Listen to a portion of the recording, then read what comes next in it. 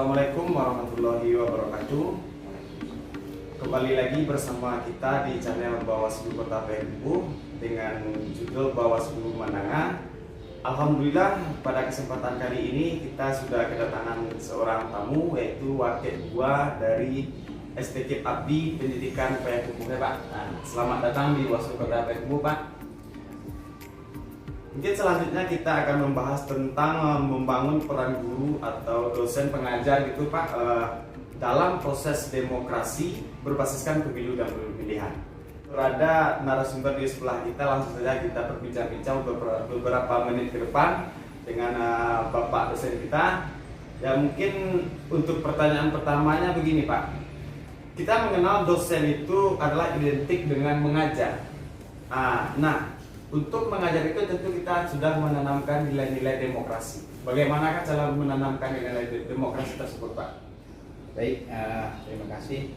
Pertama seperti ini sebetulnya, memang dosen itu identik dengan profesi orang yang mengajar. Ya. Akan tetapi tidak bisa dipungkiri pula, sebetulnya dosen itu juga harus bertindak sebagai motivator.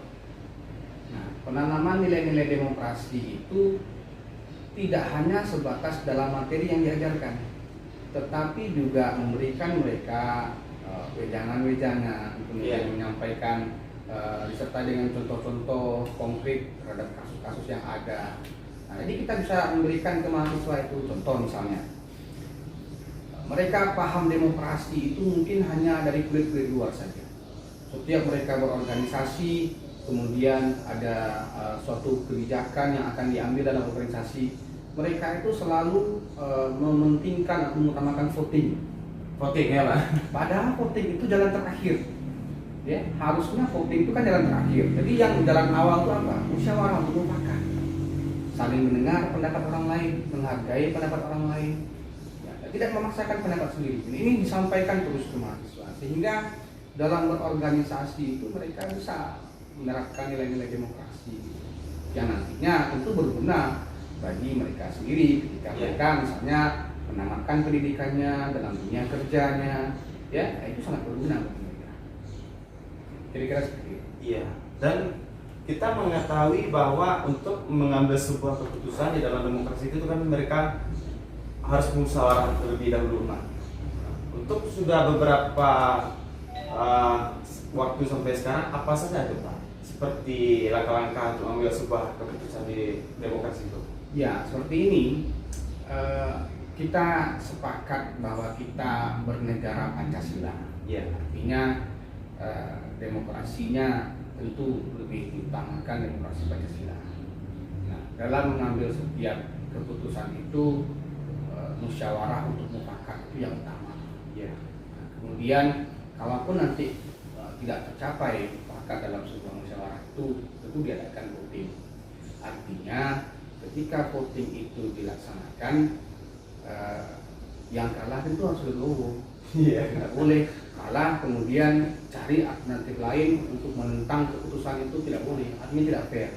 Nah, sportivitas itu yang harus ditanamkan kepada mereka. Kalau seandainya kalah dalam voting, ya selesai. Nah, jangan cari-cari yang lain-lain lagi. Nah, ini artinya begini, mahasiswa itu banyak yang mencontoh dari luar, banyak melihat tayangan di televisi bagaimana, ya. Yang mereka lihat siapa? Ya, para politisi-politisi kita, ya. Dan terkadang kan banyak juga politisi kita yang tidak memberikan contoh yang baik, sebetulnya. Ya, artinya ketika kalah dalam voting, kemudian beradu argumen, tidak sportif. Nah, ini yang dicoba diterapkan kadang-kadang oleh mahasiswa. Dan kita tentu di lingkungan kampus menghindari ini. Agar kenapa?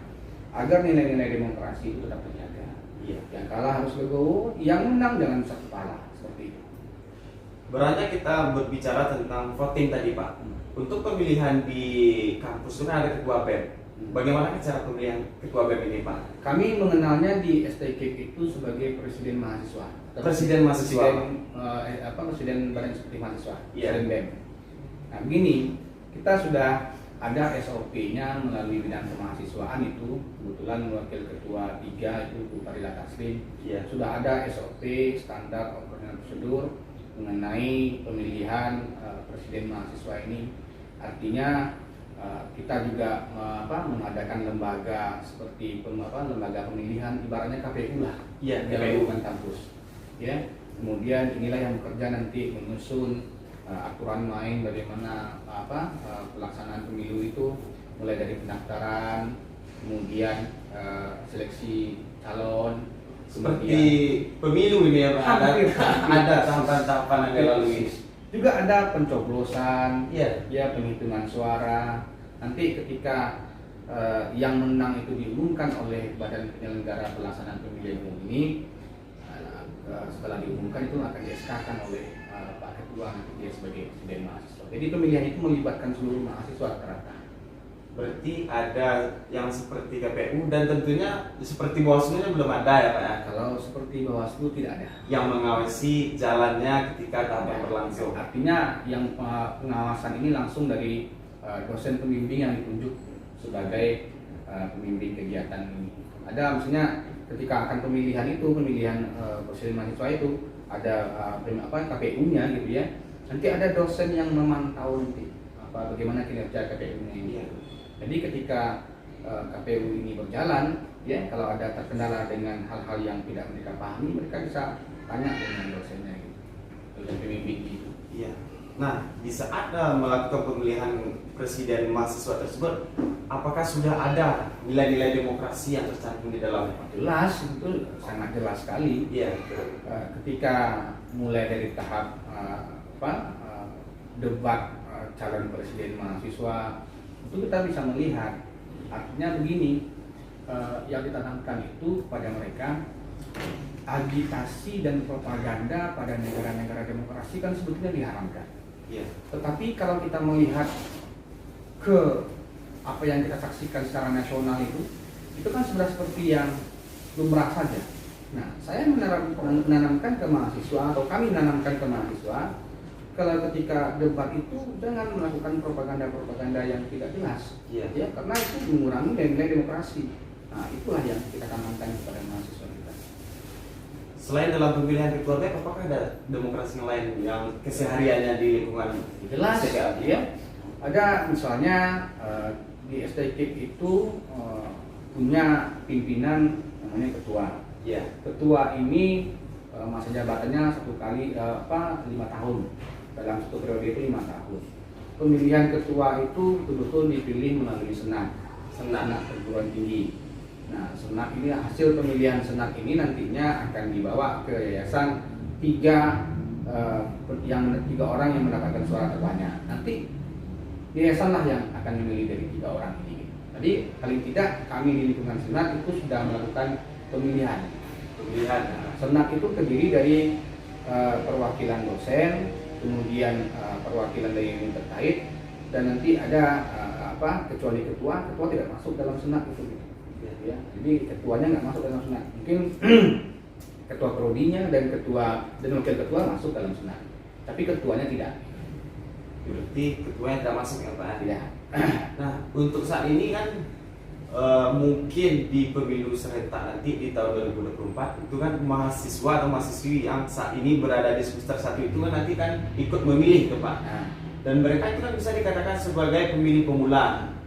Dan bagaimanakah cara kita untuk menanamkan untuk mereka supaya ikut serta dalam pemilu serentak nanti di tahun 2024? Nah, ini seru nih. Ini ya. Kita nggak bisa memungkiri bahwa yang ada di dalam benak mereka itu ketika pemilu berlangsung itu ialah uang. Iya. Karena paling tidak pemilu yang sudah yang mereka saksikan itu beredarnya uang. Mindsetnya hanya Uang. Karena sistem politik kita ini kan selalu mendewakan uang. Nah, ini yang coba kita tepis kepada mahasiswa itu.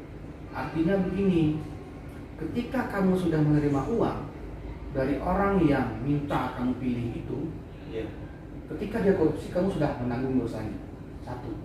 Kedua, berapa uang yang diberikan? taraf 100.000. 100.000 itu dibagi 5, 20.000. 20.000 itu dibagi 11. 11 itu dibagi 30. Segitulah harga dirimu. Nah, ini yang saya terapkan terus ke mahasiswa, apalagi terutama dalam kelas saya. Oleh karena itu, yang pertama, kalau kamu seandainya tidak mau ikut mencoblos atau masa bodoh saja, satu, sumbangsimu terhadap negara itu tidak ada. Kemudian kedua, bisa jadi oleh oknum-oknum yang tidak kita tahu siapa, ya, suaramu itu dialihkan demi kepentingan mereka. Kita kan nggak tahu adanya bagaimana. Kemudian yang ketiga, ya, inilah salah satu bentuk pengorbananmu kepada negara. Sekarang kamu nggak perlu berperang, nggak perlu angkat senjata, beruncing segala macam melawan penjajah, enggak. Berikan saja sumbangsi yang kamu bisa untuk negara.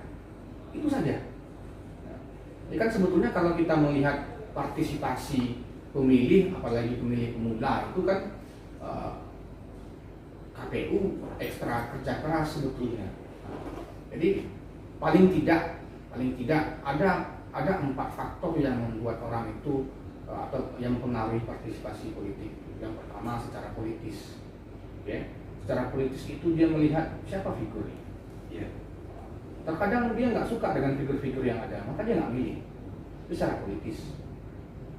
Kemudian secara pragmatis, ya, malas. Ya. Kemudian masa bodoh. Itu. Kemudian secara teknis dia tidak memiliki kelengkapan administrasinya, KTP-nya nggak ada, KK-nya nggak ada, sehingga dia nggak bisa dapat kartu pemilih. Yang ketiga, karena dia idealis, tidak menyukai sistem politik yang berlaku, makanya dia nggak mau tahu.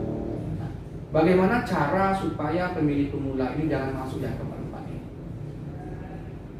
Ya, tentu peran dari perguruan tinggi, terutama dosen di dalam hal ini sangat menentukan. Ya. Ketika dosen itu hanya memberikan gambaran yang jelek-jelek saja, tentu mahasiswanya akan malas. Ya, pemilih pemulanya akan malas untuk ikut pemilu. Tetapi ketika dia berikan gambaran yang jelek seperti ini, kemudian berikan lagi gambaran kalau seandainya kamu nggak ikut seperti ini, tentu dia ingin memperbaiki yang jelek itu tadi. Makanya akan terbuka mindsetnya untuk saya harus berpartisipasi dalam politik kali ini. Mungkin begitu saya rasa. Dan sayangnya, jujur saja diakui, tidak banyak kami di kampus yang memberikan keterangan seperti itu. Karena mungkin hanya mata kuliah tertentu, misalnya saya di mata kuliah Pancasila, kemudian ada beberapa rekan saya yang mengajar mata kuliah pendidikan kewarganegaraan, atau nanti di prodi PKN saja. Ya, harusnya kan semua dosen itu menyampaikan ke mahasiswa, penting loh demokrasi itu, penting loh peran sertamu untuk menentukan arah ke depan itu sebetulnya. Dan kita juga mengharapkan kalau bisa jangan hanya terfokus kepada sebagai pemilih, dan kita juga mengharapkan nanti pemilih pemula inilah yang maju ke depan untuk sebagai pemimpin di daerah kita ini, Pak. Begini, saya sampaikan ke mahasiswa saya, kalau untuk generasi saya, ya, saya sudah pesimis. Bangsa ini akan lebih baik. Tetapi di generasi kalian, saya optimis. Dan itu saya sampaikan. Kenapa? Karena generasi kalian ini generasi baru. Asal jangan diracuni dengan sistem yang sekarang. Artinya, orang korupsi segala macam. Pak, kenapa jaksa Pinangki seperti itu? Saya dosen yang mungkin paling memiliki beban moral yang paling berat di kampus. Kenapa? Karena kalau dosen yang lain dia mengajar mengenai pendidikan, cara mengajar bagaimana, selesai. Saya mengajar tentang ilmu hukum. Ya, saya orang hukum. Ilmu yang saya ajarkan itu hukum tata negara, hukum pidana. Ya, ketika mereka melihat kasus-kasus seperti jaksa Pinangki, Joko Chandra, ya, mereka tanya ke saya. Tentu saya memiliki beban moral yang begitu berat untuk menjawab kepada mereka. Sementara ketika yang saya ajarkan dalam KUHP begini, dalam KUHP begini, nah mereka seakan-akan melihat bertolak belakang dari yang diajarkan oleh dosen itu. Makanya saya katakan untuk generasi sekarang ini sudah, untuk generasi kalian perbaiki. Nah, ini yang selalu saya ajarkan kepada mahasiswa. Nah, mudah-mudahan kalau seandainya nanti kalian ada takdirnya dari Allah untuk masuk dalam birokrasi kita, kemudian masuk dalam, misalnya taruhlah partai politik kemudian menjadi seorang legislatif, ya perbaikilah sistem yang seperti ini. Itu yang saya harapkan kepada mahasiswa. Nah Pak, beranjak kita dari ke pemilihan dan pemilu beberapa tahun ke belakang itu yang diawasi oleh Bawaslu itu, Bapak inginnya seperti apa Pak? Yang diharapkan untuk ke depan Pak? Bawaslu ini kan mengawasi pelaksanaan atau penyelenggaraan pemilu. Iya. Tetaplah seperti ini, independen, tidak berpihak ke salah satu kekuatan manapun. Karena yang bagaimanapun apa yang kita kerjakan di dunia ini tentu nanti akan ada balasannya di akhirat. Ketika Bawaslu sudah mengerjakan sesuai dengan tupoksinya, dia tidak terpengaruh atau tidak bisa diintervensi oleh siapapun. Mudah-mudahan nanti Allah akan membalas dengan pahala yang berlipat. Begitu. Jadi kedepannya tetaplah independen. Ya. Dan untuk kita sebentar ini kan bicara tentang penyelenggara Pak. Dan untuk pemilihnya seperti apa yang diharapkan ke depannya Pak? Terkhususnya untuk mahasiswa, pemilih pemula yang akan memilih pemilu serentak nanti Pak. Ya, memilih itu sesuai dengan apa yang dia lihat. Misalnya pemilihan mengenai anggota legislatif, lihatlah bebek bobotnya. Jangan mau dipilih gara-gara amplop. Nah, ini bahaya sebetulnya. Ini merusak moral sebetulnya. Ya, kenapa dikatakan daerah atau negara kita ini nggak maju-maju? Ya karena itu. Ya, artinya politik itu selalu mendewakan uang, sehingga apa? Sehingga yang dicari itu orang-orang berkualitas itu belum bisa menemukan, karena kalah terus dari orang-orang yang memiliki modal.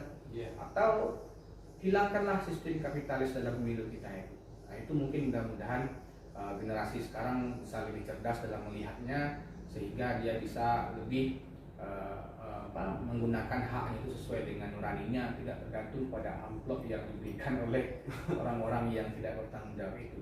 Ya mudah-mudahan lah kedepannya Mudah-mudahan pemilu kita ini berjalan dengan lancar, baik, dan demokrasinya terbangunlah secara positif, begitu ya Pak ya.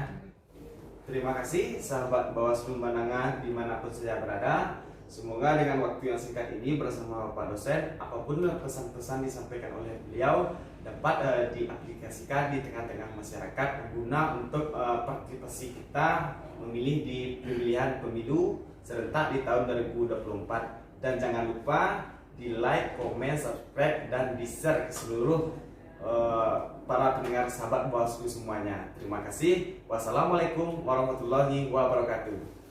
Salam awas.